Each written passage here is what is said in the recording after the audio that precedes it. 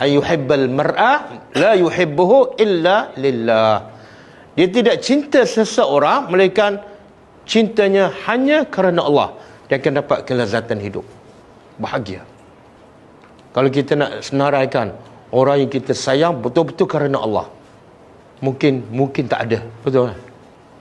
Dia kawan ni, kalau kawan ni yang Allah kata apa? Kawan-kawan ni semua akan jadi musuh kecuali orang bertakwa. Apa ciri-ciri dia? Pertama tadi ziarah. Jauh ke susah dia pergi ziarah sebab dia buat kerana Allah. Berbalik tak kita pergi ziarah kawan kita yang jauh dan miskin tapi dapat cinta Allah? Berbalik tak?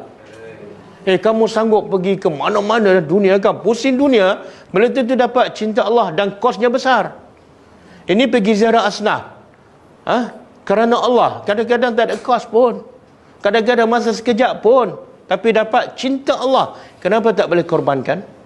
Sebab kamu tak tahu nilai cinta Allah. Bila kita akan sedar betapa perlu dan pentingnya cinta Allah? Bila? Daripada mahsyar. Bila dah tengah panas terik, bogel, berbandingkan peluh, tak ada bayangan aras. Jadi ciri-ciri yang kedua apa dah? Orang yang berkawan kerana Allah. Tadi ziarah yang kedua, bila kawan dia buat salah, dia tegur terus. Tapi dengan cara berhikmah. Dia berkawan, tapi kawan dia salah, dia biarkan. Itu bukan kawan kerana Allah. Aku kalau tegurkan, kecil hati pula. Itu bukan berkawan kerana Allah. Dan bila dia tegur pula dengan berhikmah, dengan penuh kasih sayang. Dan jangan tegur di depan orang. Bila dia tegur kawan dia depan orang, dia bukan cinta bersahabat kerana Allah. Kalau kita kawan buat salah terus tegur depan orang, itu bukan kerana Allah. Bahkan macam kita nak memalukan dia kan. Kadang-kadang kita tegur dengan depan anak beranak dia, keluarga pun tak bagus.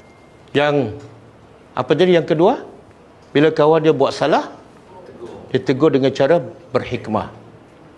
Dan yang ketiga, bila dia salah, dia berlapang dada dengan mudah terima. Bahkan dia ucap jazakallahu khairan. Dia tak kecil hati langsung. Sebab apa? Sebab dia berkawan kerana Allah. Kawan tegur pun kerana Allah. Dan baik tak untuk dia bila kawan tegur kerana Allah? Baik. Kenapa nak marah? Kenapa nak kecil hati? Betul tak? Kenapa nak mengamuk? Sebab tu Nabi kata saudara kita ni macam apa?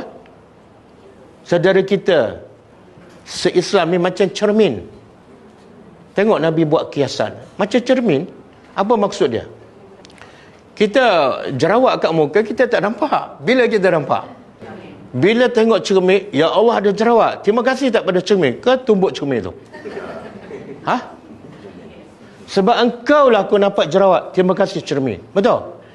Jadi saudara kita macam cermin tu lah. Dia nak, kadang-kadang kita tak tahu kelemahan kita. Betul tak? Kita rasa, macam okey dah.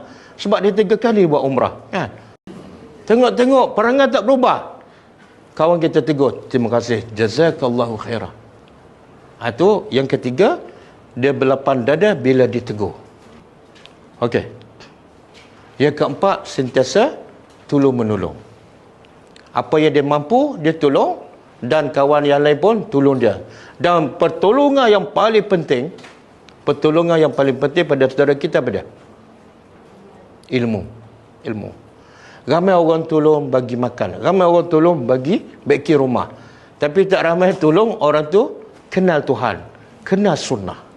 Betul tak? Macam-macam dia buat. Bagi duit, bagi bantuan bulanan. Tapi ilmu dia tak bagi. Sedangkan orang tu boleh selamat dengan sebab ilmu.